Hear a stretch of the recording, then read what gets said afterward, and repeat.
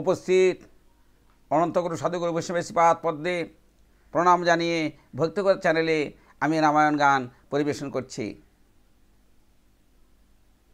হ্যাঁ, যেখান থেকে ছেড়েছি সেখান থেকে শুরু করছি।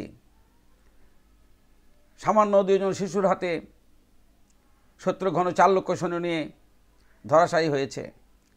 এবার রাম রঘুবীর আমার কাঁদতে কাঁদতে অধৈর্য হয়ে গেছে। ঠিক সেই সময় ভরত আর লক্ষ্মণ 2 ভাই এসে বলে, দাদা আমরা তো আছি, আমরা যাব, দেখি ওই শিশুর গায়ে কত শক্তি আছে।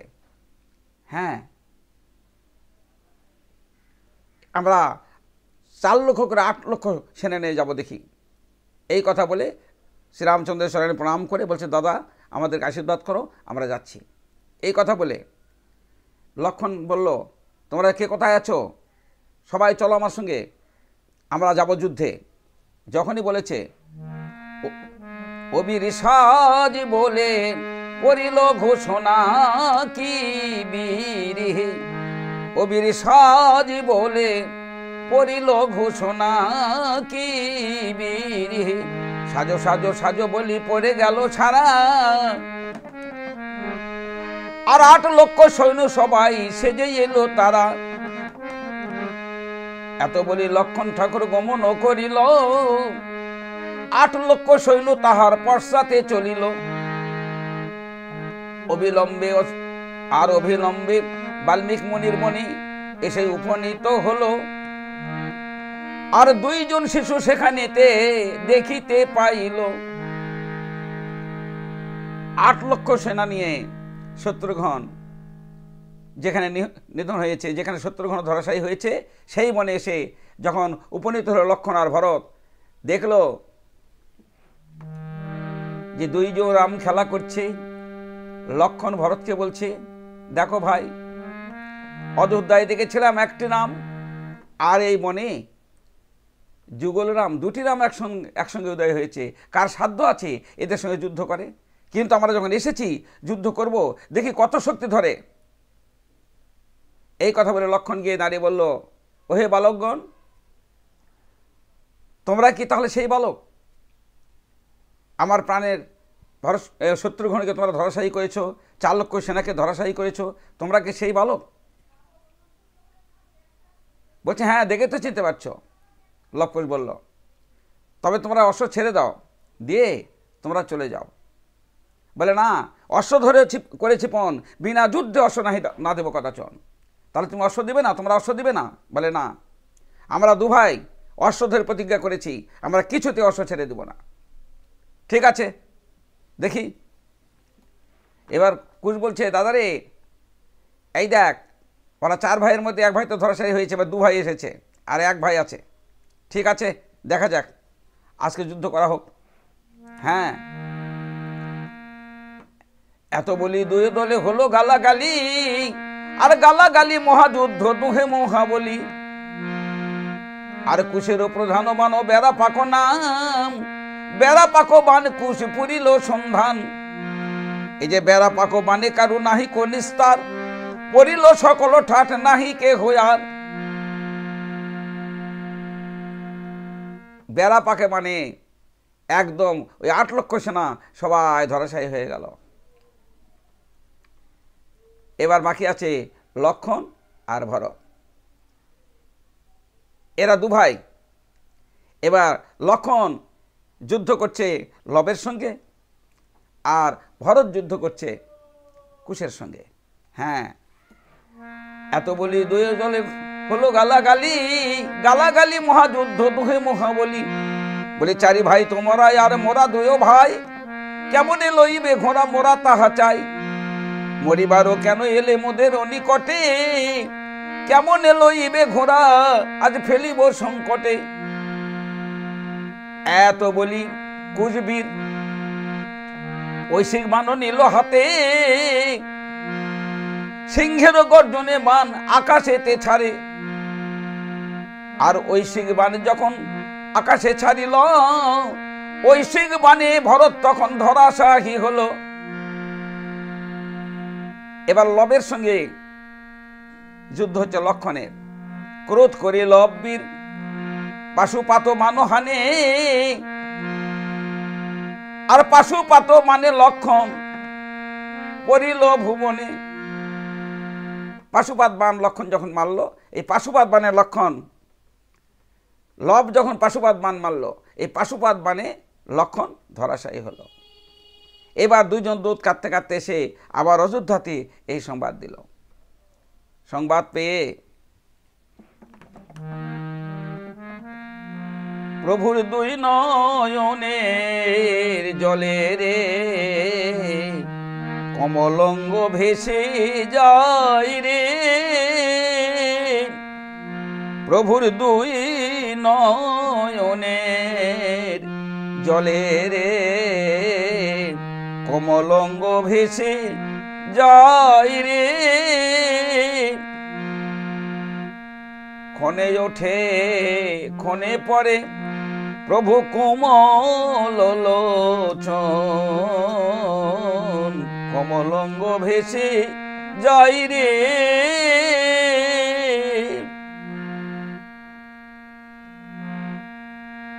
হেন কালে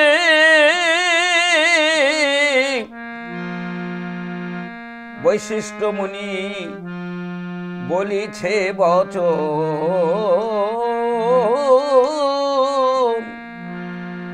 হেনকালে বৈশিষ্ট্য মুনি বলিছে বচন। বৈশিষ্ট্য মুনি তখন বলল, হে রাম, এখন কেঁদে কি হবে বলো, এবার তুমি নিজে গিয়ে একবার দেখো। বলল, প্রভু আমি কাকে নিয়ে যাব? কেন, তোমার হনুমান আছে, সেই ভক্তকে সঙ্গে করে নিয়ে যাও। কোথায়? বাছারি পবন নন্দন বলে রাম যখন কাঁদতে লাগলো, জয় রাম বলতে বলতে হনুমান সামনে এসে দাঁড়ালো।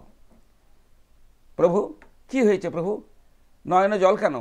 বলে, বাছারে সব শেষ হয়ে গেছে, এই অশ্বমেধ যজ্ঞ করতে আমার 3 ভাই ধরাশায়ী হয়েছে, চল বাবা এবার আমরা দুজন যাব দেখি।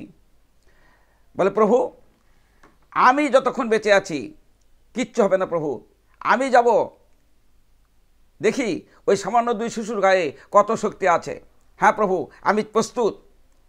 এই কথা বলে রাম যখন সেজেগুজে প্রস্তুত হয়েছে, এবার হনুমান বলছে, প্রভু আপনি ক্ষণকাল অপেক্ষা করুন, আমি শুধু মায়ের চরণে প্রণাম করে তারপরে আসি।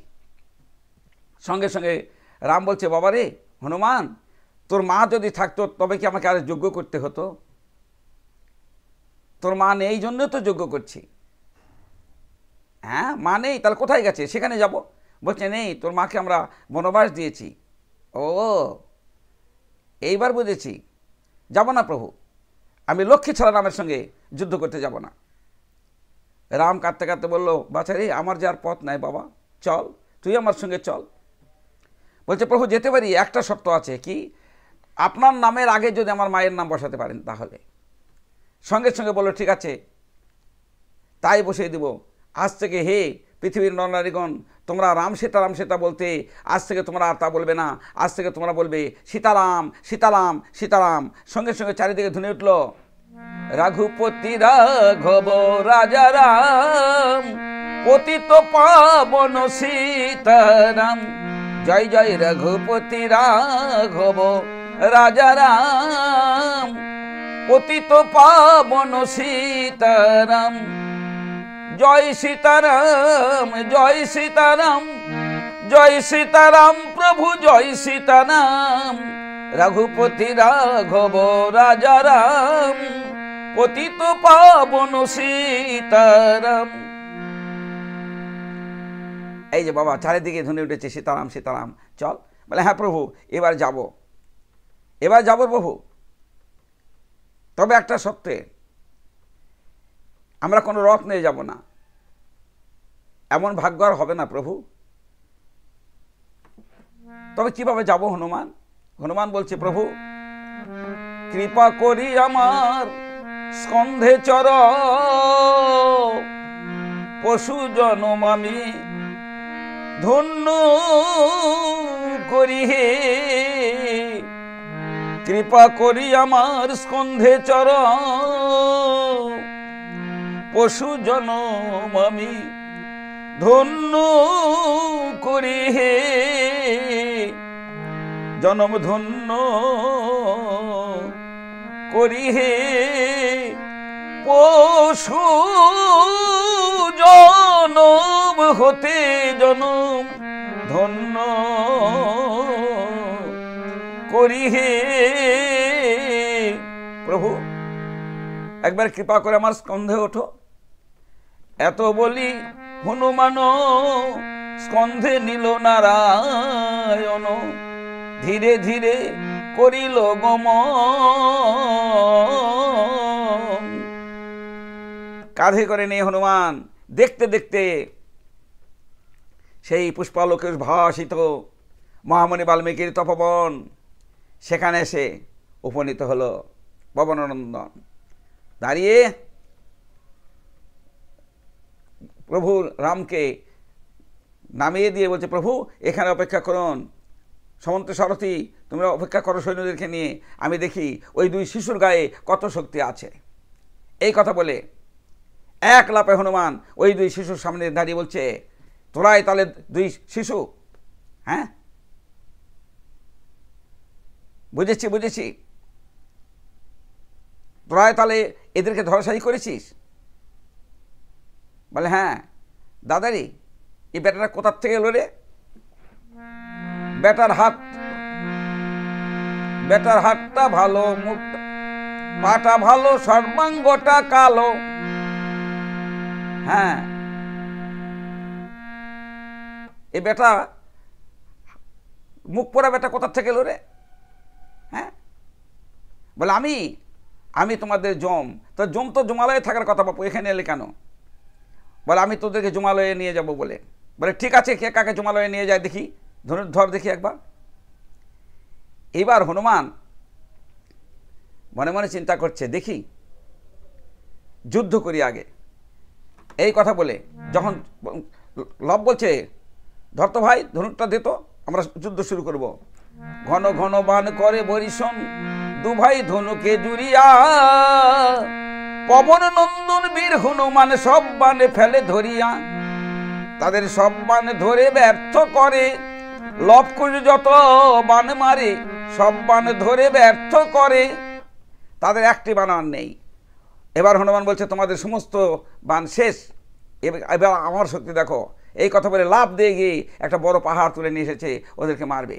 এবার লব বলছে, ভাই রে, আমাদের আর বাঁচার পথ নেই ভাই। মা বলেছিল যে বিপদকালে যদি মায়ের নাম করি তাহলে নাকি মা সন্তোষ, মা নাকি কৃপা করে আমাদেরকে বিপদ থেকে উদ্ধার করবে। দাদুও তাই বলেছিল।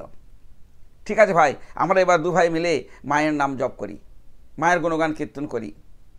হ্যাঁ, এই কথা বলে দু ভাই মিলে যখন সীতা নাম গাইতে লাগিল, পর্বত ফেলে দিয়ে হনুমান নাচিতে লাগিল। পর্বত ফেলে দিয়ে হনুমান মনে মনে চিন্তা করলো, বুঝেছি এরা তাহলে ঠিক আমার মায়েরই নন্দন হবে। এই কথা মনে করে হনুমান নাচতে নাচতে নাচতে ওদের কাছে গিয়েছে। এবার লব বলছে, দেখলি ভাই মায়ের নামে গুণ আছে, আমি নাম করতে থাকি আর তুই বেটাকে এই সুযোগ লতা পাতায় বেঁধে ফেল। হ্যাঁ, লব নাম করছে আর কুশ লতা পাতা নিয়ে এসে হনুমানকে বেঁধে ফেললো। যখন হনুমানকে বেঁধে ফেলেছে তখন শ্রীরামচন্দ্র সামনে এসে বলছে, কে তোমরা বালক? তোমাদেরকে দেখে আমার এত মায়া হচ্ছে কেন, এত দয়া হচ্ছে কেন? কে, কিবা তোমাদের পরিচয়? তোমাদের পরিচয় দাও। কে তোমরা? এতটুকু বালক তোমরা, তোমাদের কি পরিচয় বলো? এবার লব বলছে, হাজারো ব্রহ্মের সন্তান তো, লব বলছে, ভাই রে দাঁড়া, একে দেখে যেন আমার একটু দয়া হচ্ছে ভাই, আমি একটু পরিচয় দেই। এই কথা বলে লব বলছে, হে রাম, কি পরিচয় দেব শোনো। পরিচয়ের কাজ নাই হে রাম, মাঝে মোদের জনম দুঃখিনী। পরিচয়ের কাজ কি পরিচয় দেব হে রাম, কিছুই নাহি জানি। পরিচয়ের কাজ আর তো কেহ নাই মোদের, কেবল মা দুঃখিনী পরিচয়ের কাজ। তৈলবিনে শিরে মোদের আছে জটা ভার, আর বস্ত্রবিনে পরিধানে গাছের বাকল সার। পিপাসাতে খেয়ে থাকে না এই না নদীর জল, আর ক্ষুধা লাগলে খেয়ে থাকে এই না বনের ফল। বলি কি পরিচয় দিব ঘেরাম, কিছুই নাহি জানি। আর তো কেহ নাই মোদের, কেবল মা দুঃখিনী। নাই হেরাম মাঝে মোদের জনম দুঃখিনী। শ্রীরামচন্দ্র বলল, হে বালক, যদি আমি সবাইকে আমরা হারিয়েছি, তোমরা দুভাই অশ্ব ছেড়ে দিয়ে যে অভাগিনীর সন্তান তার কোলে ফিরে চলে যাও। বলে তা কি করে হয়? অশ্ব ধরে করেছি পণ, বিনা যুদ্ধে নাই দেব অশ্ব কদাচন। অশ্ব দেবে না, ছেড়ে দেবে না? ঠিক আছে, ঠিক আছে, দেখি তবে তোমাদের কত শক্তি আছে, যুদ্ধ করো। হ্যাঁ, এই কথা বলে লবকুশ দুভাই দাঁড়ালো। শ্রীরামচন্দ্র কি করলেন, যখন ধনুর্বাণ হাতে নিয়ে দাঁড়ালেন, স্বর্গ থেকে দেবগণ পুষ্পবৃষ্টি পরিবেশন করছে আর বলছে, ওরে চেয়ে দেখো, চেয়ে দেখো, ও রনে দাঁড়ালো রে রাম রঘুমনি, রনে দাঁড়ালো রে রাম রঘুমনি। এত বলি দুজনে হইল গালাগালি, আর গালাগালি মহাযুদ্ধ দুহে মহা বলি। আর রাম যত বান মারে নামে চন্দ্রকলা, রাম যত বান মারে নামে চন্দ্রকলা, লব কুশের গলায় গিয়ে হয় পুষ্পমালা। আর লব যত বান মারে পুরিয়া সন্ধান, আর রামচন্দ্রের রামচরণে প্রণাম করে পাতালে গমন। লব যত বান মারছে শ্রীরামচন্দ্রের চরণে প্রণাম করে পাতালে গমন করছে, আর রাম যত বান মারছে নামে চন্দ্রকলা, ওই লব কুশের গলায় গিয়ে হয় পুষ্পের মালা। এবার কুশ দেখতে দেখতে বলছে, দাদা এ তুমি যুদ্ধ করছো না খেলা খেলছো? দেখি আমাকে যুদ্ধ করতে দাও, আমি যুদ্ধ করব। হ্যাঁ, এক বানের বেশি দুই বান মারি, মিশে আমি কুশ নাম ধরি। হ্যাঁ, এত বলি কুশবীর ধনুক ধরিল, চোখো চোখো বান তখন বরিশন করিল। এমনি ভাবে এমন যুদ্ধ, রোধ হইল চন্দ্র সূর্য গমন আগমন, দিবারাত্র সপ্তাহ বিচ্ছেদ নাহিন। রোধ হইল চন্দ্র সূর্য গমন আগমন। দেখতে দেখতে রণস্থলে রাম তখন নিজ মূর্তি ধরিল, পূর্ণ ব্রহ্ম সনাতন তখনও হইল। হ্যাঁ, পূর্ণ ব্রহ্ম সনাতন রূপ ধারণ করেছে। শ্রীচরণ ভরে পৃথিবী করে টলমল, আর শ্রীচরণ ভরে পৃথিবী করে টলমল। চরণ ভরে পৃথিবী টলমল টলমল করছে। এইবার দুভাই দর্শন করে দেখছে যে পূর্ণ ব্রহ্ম সনাতন। হ্যাঁ, ইহা দেখি ধুবাই তখন ধনুক ফেলে দিল, ধনুক ফেলে দিয়ে তখন স্তুতি আরম্ভিল। স্তব স্তুতি করতে লাগলো ধনুক ফেলে দিয়ে। এবার স্তুতি করতে করতে হঠাৎ কুশের মনে পড়ে গেল যে মা তো বলেছিল, বাবা কোনোদিন বিপদে পড়লে আমার শরণ নিবি। এই যেই নাম মনে পড়েছে, কুশ মনে মনে বলছে, কোথায় আছো মা জনকী দাও না দর্শন, বিপদে পড়েছি মা তাই লইলাম শরণ। পূর্ণলক্ষ্মী সীতা দেবী বুঝিতে পারিল, পুত্রের মনের ব্যথা তখন বুঝিয়া ফেলিল। যখন পুত্রের মনের ব্যথা সীতা দেবী বুঝতে পারলো, বাণ রূপে এসে তখন কুশের তুনে দাঁড়ালো। কুশের তুন আলো করে তখনও রহিল। বাণ রূপে এসে কুশের তুনের ভিতরে প্রবেশ করলো, তুন ঝকঝক করে আলো করছে। হ্যাঁ, ইহা দেখি কুশবীর লাফিয়া উঠিল, ধনুর্বাণ হাতে নিয়ে তখনও দাঁড়ালো। এবার তুন থেকে বাণ যখন বাহির করিল, আর বাহির করিয়া বাণ ধনুকে জুড়িল।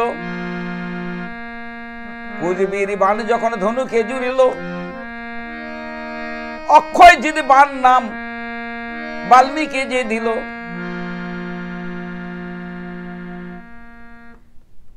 কেউ বলে অক্ষয়জিৎ, কেউ বলে সীতাশ্বর। যাই হোক, কীর্তিবাস দিল সীতাশ্বর। সিংহের গর্জনে বাণ আকাশে ছাড়িল, সীতা মূর্তি ধরে বাণ ভাসিতে লাগিল। যখন বাণ আকাশে ছেড়ে দিল, সীতারূপ ধারণ করে আকাশে ভাসতে ভাসতে ভাসতে ভাসতে নিচে নেমে আসছে।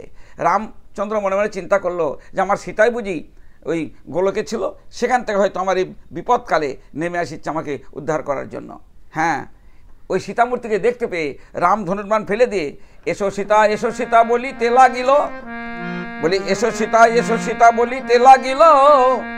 এসো সীতা বলে যখন বক্ষ পেতে দিল, আর এসো সীতা বলে রাম বক্ষ পেতে দিল। সুযোগ পেয়ে বাণ তখন বক্ষেতে চাপিল। সীতাশ্বর বাণ যখন বক্ষে চাপলো, শ্রীরামচন্দ্র তখন ধরাশায়ী হয়ে গেল। হ্যাঁ, শ্রীরামচন্দ্র তখন ধরাশায়ী হয়ে গেল। এবার লব আর কুশ বলছে দাদারে, বলা তো যেন আমরা যদি কোনোদিন রাজা হই, এর গায়ে যেগুলি পোশাক আছে এগুলো আমরা কিছু খুলে নিই। এই যে আংটিটা আছে দাদা, এই আংটিটা নিয়ে যাবো, চল। এমনিভাবে লবকুশ দু ভাই মিলে এত বলি লবকুশ গমন করিল। মায়ের নিকটে আসি তখন উপনীত হলো। যখন মায়ের কাছে এসেছে, আসার সময় ওই হনুমানকে দু ভাই নিয়ে এসেছে খেলা করার জন্য। চল ভাই, এটা নিয়ে যাব, আমরা খেলবো, মাকে দেখাবো। এবার মায়ের কাছে এসে দাঁড়াতেই মা বলছে, বাবা এত দেরি হচ্ছে কেন তোদের বন থেকে আসতে? বলে, মা আমাদের বন পাহারা দিতে হচ্ছে, দাদু নেই, দাদু তো চিত্রকূট পর্বতে গেছে। আচ্ছা, তো কোনো হইচই টইচই হচ্ছে বনে, ব্যাপারটা কি? বলছে, আমরা যুদ্ধ করেছি মা, যুদ্ধ করে সব শেষ করেছি, আমরা জয় করেছি, আর ওই একটা ধরে নিয়ে এসেছি, দেখো কীরকম দেখতে। এবার সীতাদেবী বল, চল তো, কাকে নিয়ে এসেছিস? দেখে হনুমানকে হাত পা বেঁধে নিয়ে এসেছে। হনুমান মায়ের দিকে তাকিয়ে দেখছে, টপটপ করে চোখে জল পড়ছে। সীতাদেবী বলল, বাবা তোরা কাকে বেঁধে নিয়েছিস? এ তোদের দাদা, এ আমার সন্তান। হ্যাঁ, দে তাড়াতাড়ি হস্তপদের বন্ধন খুলে দে। এবার যখন হস্তপদের বন্ধন খুলে দিতে লাগলো, শিশুমতি তো, তারা নিজে বেঁধেছে ঠিকই, কিন্তু খুলতে পারছে না। যখন বন্ধন খুলতে পারছে না, তখন সীতাদেবী বলছে, ওরে লতার বন্ধন, আমি বলছি আমার অবশ শিশু, তারা জানে না, এবার একা একা খুলে যা। বন্ধন খুলল না। যখন বন্ধন খুলল না, তখন সীতাদেবী বলল, ঠিক আছে, ওরে বন্ধন তুই যখন খুললি না, আমি তোকে অভিশাপ করব, যা, তোদেরকে অভিশাপ করলাম, পৃথিবীতে তোর জন্ম হবে ঠিকই, মূল থাকবে না তোদের নাম হবে আলোকলতা। সেদিন থেকে এই আলোকলতা গাছের সৃষ্টি হলো সীতাদেবীর অভিশাপে। হ্যাঁ, এইবার হনুমান মায়ের চরণে প্রণাম করে সব কিছু নিবেদন করে যখন জানালো যে মা সব শেষ, মা কিছু নেই। সীতাদেবী কাঁদতে কাঁদতে সীতাদেবী পাগলিনীর প্রায় পাগলিনীর মতো কাঁদতে বলছে, বাবা তুই কি করলি রে? হ্যাঁ, তুই পুত্র হয়ে মাকে বিধবা সাজালি, মাকে তুই বিধবা সাজালি। চল বাবা চল, কোথায় তোরা কি করেছিস সেখানে নিয়ে চল।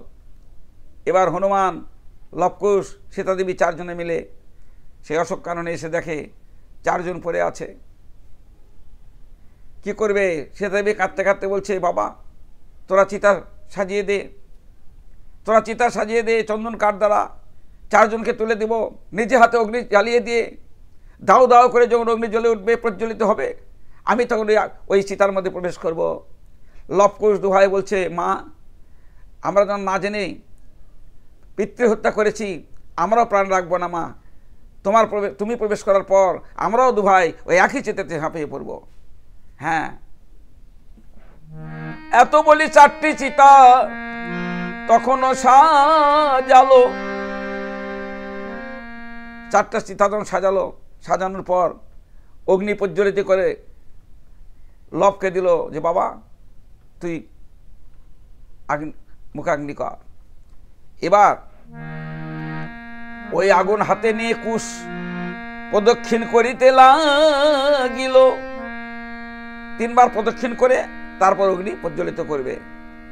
এবার কুশ হাতে নিয়েছে, নিয়ে সীতাদেবী হাত দিয়ে ধরে আছে, ঘুরছে, প্রদক্ষিণ করছে। ঠিক সেই সময়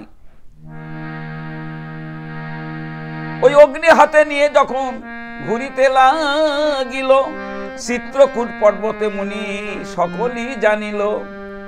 নিমিষের মধ্যে তখন বনে চলে এলো, কি করো বলে হস্ত যে ধরিল। নিমিষের মধ্যে মহামণি বাল্মীকি ওই তপবনে এসে খপ করে মায়ের হাত ধরেছে। মা তুমি কি করছো? এই সন্তানকে দিয়ে কি করছো? বলে বাবা আমি আর প্রাণ রাখতে চাই না।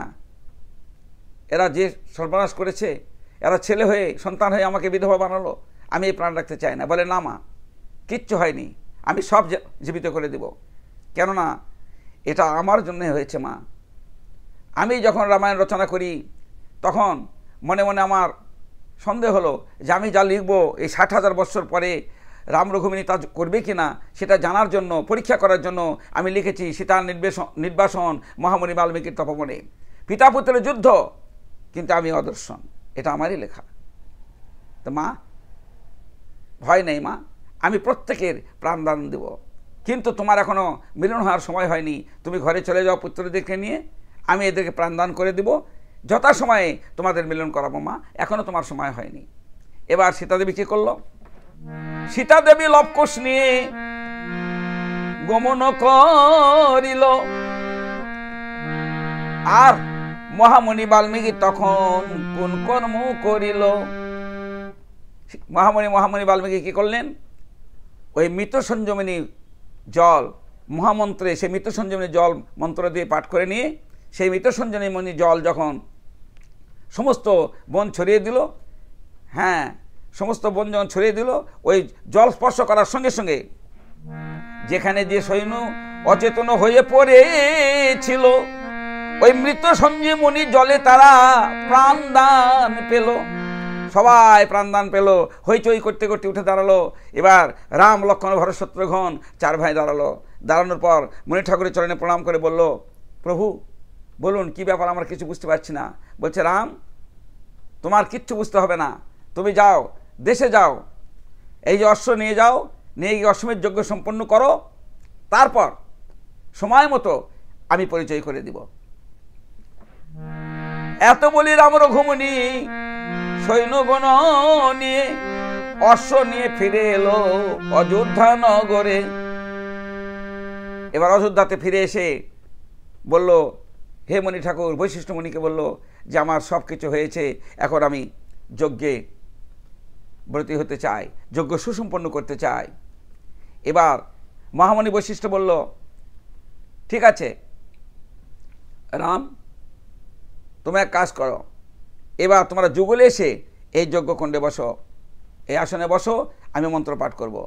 বলে যুগল কোথায় পাবো প্রভু? যুগল পাবো মানে সীতা নেই? বলে না সীতা নেই, তাহলে যজ্ঞ করছো কেন? বলে প্রভু সোনা দ্বারা সীতা তৈরি করেছি। বলে প্রভু সোনার সীতা? হে রাম, তুমি সোনার সীতা তৈরি করে নিয়েছ? হ্যাঁ, আসল সোনা ফেলে দিয়ে তুমি নকল সোনা নিয়ে এসেছো। যাও ওই স্বর্ণ সীতাকে সঙ্গে করে নিয়ে তুমি বসো, যজ্ঞ সুসম্পন্ন করে দেই। হ্যাঁ, এত বলি শ্রীরামচন্দ্র কোন কর্ম করিল, স্বর্ণ সীতার সঙ্গে করে উপবেশন হলো। স্বর্ণ সীতার সঙ্গে করে নিয়ে উপবেশন করলো। আর মহামণি বৈশিষ্ট্য তখন মন্ত্র পাঠ করতে করতে এবার অশ্বমেধ যজ্ঞ সুসম্পন্ন হলো। সতী শ্রোতামণ্ডলী, এখনকার মতো এখানেই বিশ্রাম রাখছি। অদমের ভাষাভাষ রসভাষ জ্ঞানাকৃত অজ্ঞানাকৃত যা কিছু হয়ে যায় আপনারা নিজ গুণে ক্ষমা করবেন।